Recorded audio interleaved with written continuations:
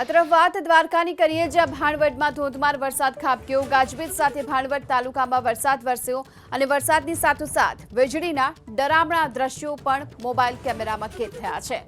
તો દ્વારકા ભાણવડ પંથકમાં વીજળીના ડરામણા દ્રશ્યો સામે આવ્યા છે।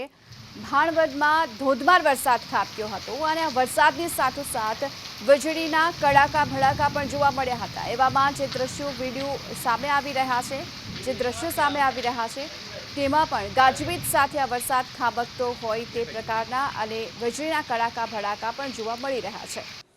આ તરફ જામનગરના જામજોધપુર પંથકમાં વરસાદી માહોલ યથાવત છે। જામજોધપુર શહેર અને ગ્રામ્ય વિસ્તારોમાં વરસાદ ખાબક્યો। તિરુપતિ સોસાયટી, આઝાદ ચોક, લીમડા ચોક સહિતના અનેક વિસ્તારો એવા છે કે જ્યાં વરસાદ વરસ્યો છે, તો તેની સાથોસાથ ગ્રામ્ય પંથક વાલાસણ, શેઠવડલા, વીરપુર સહિતના ગામોમાં પણ વરસાદ ખાબક્યો છે। વરસાદને લઈ હાલ તો ખેડૂતો પણ ખુશ જોવા મળી રહ્યા છે।